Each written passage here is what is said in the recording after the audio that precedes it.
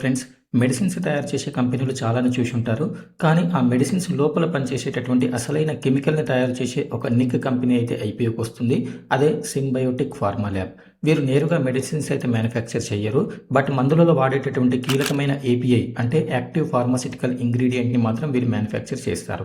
ముఖ్యంగా వాపులు, అలర్జీలు, ఆస్తమా నివారణకు వాడేటటువంటి కార్టియోస్టెరాయిడ్ ఏపీఐలలో వీరికి ప్రపంచవ్యాప్తంగా ఏకంగా 38.2% అయితే గ్లోబల్ మార్కెట్‌లో షేర్ ఉంది. వీరికి 40 పైగా దేశాలలో 200 కంటే ఎక్కువ ఫార్మా కంపెనీలతో సరఫరా చేస్తున్నారు. ఈ ఐపీఓ ప్రైస్ బ్యాండ్ వచ్చేసి 938 నుండి 988 ప్రైస్ బ్యాండ్తో వస్తున్నారు. మినిమం ఇన్వెస్ట్మెంట్ వచ్చేసి 14,820 రూపీస్. అయితే గుర్తుంచుకోండి, ఈ 1,757 క్రోర్స్లో 150 క్రోర్స్ మాత్రమే ఫ్రెష్ ఇష్యూ అండి. మిగతాదంతా offer for sale. Offer for sale అంటే మిగతా డబ్బులు మొత్తం కంపెనీ ఎగ్జిస్టింగ్ షేర్ హోల్డర్స్కి అయితే వెళ్తాయి.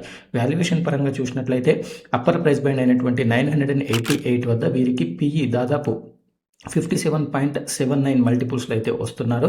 వీరిని పీర్ కంపెనీస్తో కంపేర్ చేసినట్టయితే కాంకార్డ్ బయోటెక్ 61 మల్టిపుల్స్లో ట్రేడ్ అవుతుంది. Divi's labs 88 multiples, Laurus labs 119 మల్టిపుల్స్లో అయితే ట్రేడ్ అవుతుంది.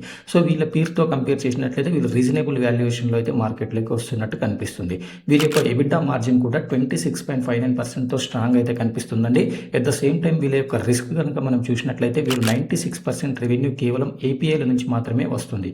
దెన్ నెక్స్ట్ రిస్క్ వచ్చేసి పైగా టాప్ 10 కస్టమర్స్ నుంచే 57.59 బిజినెస్ అయితే వీళ్ళకు వస్తుంది. దెన్ నెక్స్ట్ వీరు కొత్త ప్లాంట్ల కోసం రీసెంట్గా 974 క్రోర్స్ అయితే ఇన్వెస్ట్మెంట్ చేశారు. ఈ కొత్త ప్లాంట్లు ఎప్పుడైతే వర్కింగ్ కండిషన్లోకి వస్తాయో వీళ్ళ యొక్క ప్రాఫిట్స్ అనేవి ఫ్యూచర్లో గ్రో అయ్యే ఛాన్సెస్ అయితే కనిపిస్తున్నాయి. సో ఇదండి ఈ ఐపీఓ గురించి.